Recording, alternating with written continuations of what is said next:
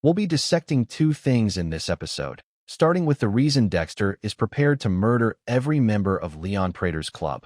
Second, it seems certain that Batista will face Dexter. Let's jump right into it. The episode opens with Leon Prater's helicopter landing at a castle in the countryside. Charlie, Uma Thurman, isn't happy with how exposed they are, but Prater angrily snaps at her to do as she's told. He's not in a good mood, with Lowell missing and Mia having to be permanently silenced. Dexter is deeply affected by the news, but he doesn't show it. The group toasts to Lady Vengeance, but Dexter's voiceover shows that he knows she didn't take her life. A dinner spread is laid out for Red, Al, Eric Stonestreet, and Gareth, but Dexter has more interesting things on his mind. Harrison, Jack Alcott, wants to go on a college tour with him, and Dexter would really like to play dad. So whatever is happening here with Prater needs to hurry up. Prater wants it to be a show and tell for the dark passenger and Al. So the seemingly boring Al, a serial killer known as Rapunzel, shows a video of him stalking a female jogger in the woods.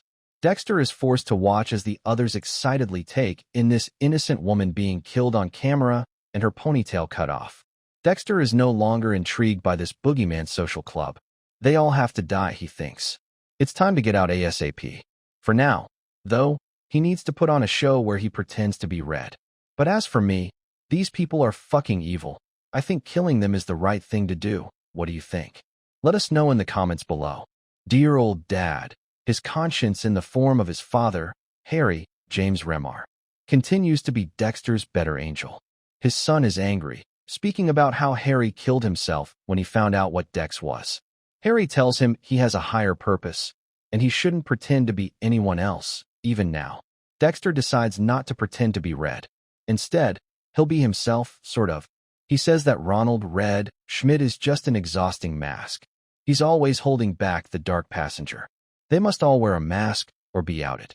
Dexter admits that he's sad when one of his victims dies, because now he must put the mask back on. Dexter's using a different name, but this is as real as he's been with these people. Prater looks very down about all of it, rather than entertained. This is where things went wrong, so if you're still with us, great. Let's get straight to the second section. Dexter truly acts like a man returning from the dead. He may have helped Wallace solve the biggest case of her career with the New York Ripper. Dexter suggests that instead of a crowbar, the Ripper's murder weapon has a hook on the end of it, something he knows firsthand from being in Prater's vault. This further supports the theory that the New York Ripper is the Trinity Killer's son, Jonah Mitchell. Batista's pursuit of Dexter in Resurrection quickly heats up when he shows up at Blessing's house and gets incredibly real in the car ride back to Batista's hotel. That surprise, Hamano, line could not have been more perfect. It felt like the ghost of Dokes was hanging over Batista's shoulder when he said it. The gloves are now off between Dexter and Batista, which could set up an incredibly difficult moral conundrum for Dexter over the last 3 episodes of Resurrection Season 1. We know Dexter can't kill Batista because he doesn't fit Harry's code, but perhaps a protective father amendment will be made if Batista comes after Harrison once again. Dexter allowing his dark passenger to breathe among Prater's social club has made him more ambitious and reckless in the real world, as shown in that chilling final car scene between him and Batista. In a stunning move, Dexter threatens Batista to back off and kicks his former friend out of his car.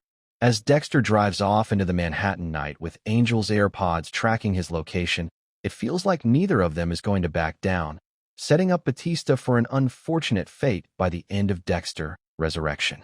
Thanks for watching Movie Time. If you enjoyed this video, don't forget to like, subscribe, and hit the bell so you never miss out. See you next time for more.